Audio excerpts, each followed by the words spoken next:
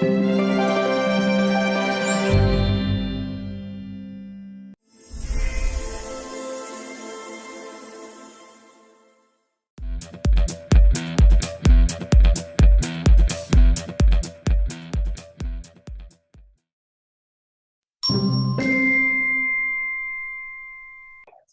we're here with our newest launch, much anticipated, yeah. Methylene Blue. Oh. Okay. So what I first want to talk about is really neurodegenerative diseases and how it's plaguing us. And it's very sad, and it's something that's always on my mind with aging. It's just because you see people that go through it, your loved ones, your friends.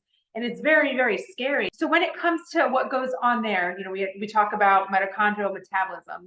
You've heard us talk about mitochondria. Those are the powerhouses of our cells.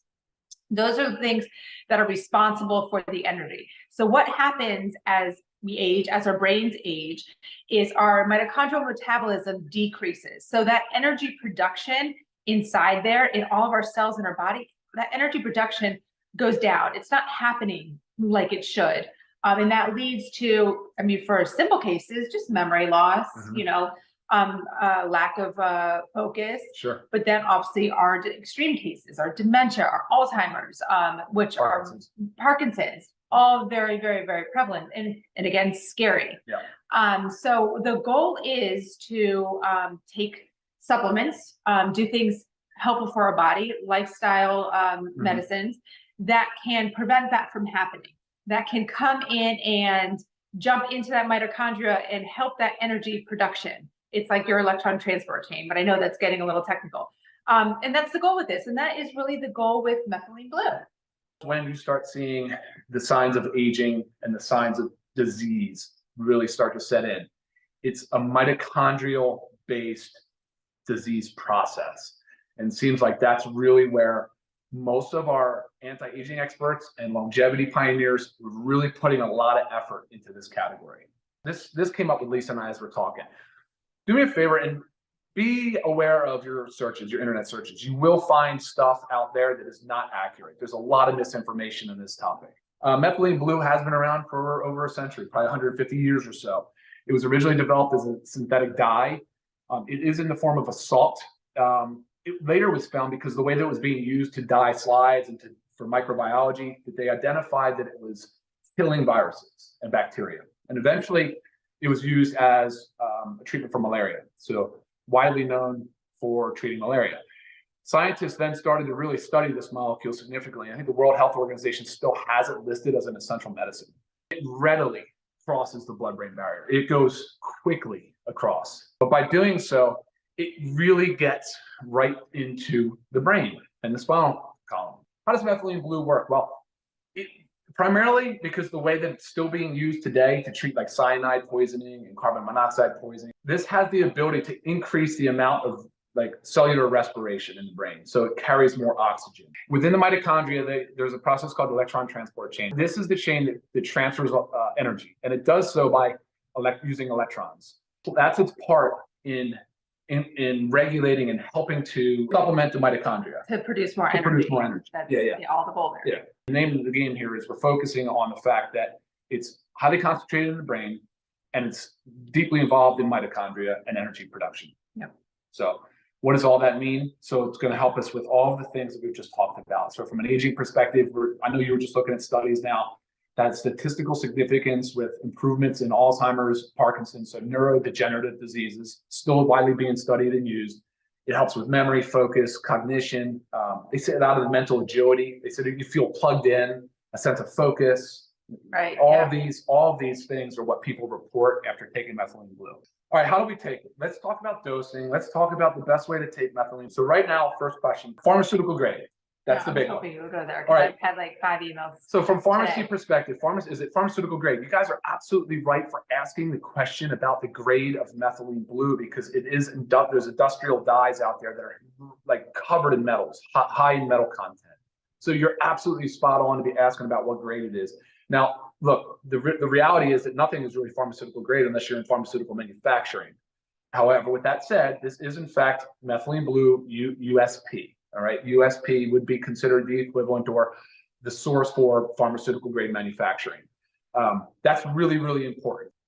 That's a problem. So if you're using other methylene blues, just make sure that they have USP, make sure they have their metal testing, and take a look at the C of A just look at the C of A as well. But the metal testing would be separate. So this is 20 milligrams per film, and there's 15 films in the box, right? So we're not talking about high dosages here. We are not even anywhere even close.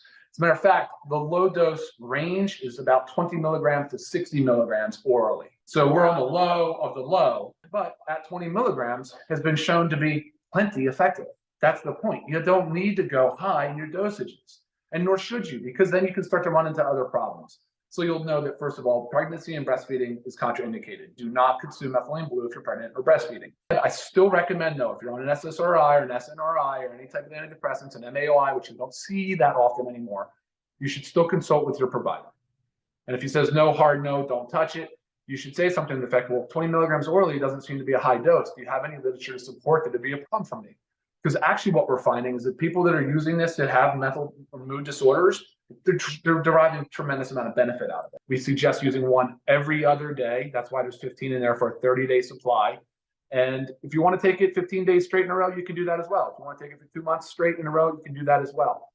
But my message, and Lisa, I think, agrees, is that we're actually trying to help you restore the normal function of your mitochondria. And this is one part or one, say, tool in your belt to help you do that. Right. So like, say, I know I've had the question, like, can you just take one when you need a little bit of mood enhancing? Yeah. So one here, one there, one there. Sure, you can. But again, the goal is to get that mitochondrial functioning properly, to prevent that mitochondrial metabolism, the decrease that happens as our brains age. So it's just like when you take supplements on a regular basis. It's, you're not just taking your vitamin D one day here because you didn't maybe get outside enough. You're taking it to maintain a level. So there's a purpose. Methylene blue is good in fasting. I don't think I would not recommend this later in the day near bedtime. It doesn't make sense to me. I like it first thing in the morning.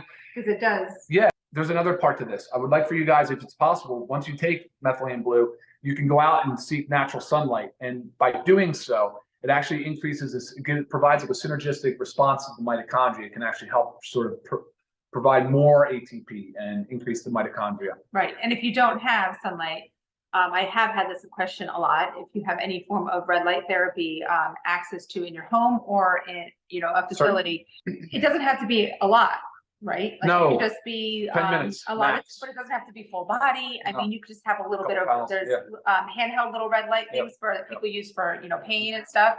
Definitely check that out. Within 30 minutes of taking it, go out, you can get 5, 15, 20 minutes of sunlight, just exposing your skin to it. And I think that's good for us as a whole anyway.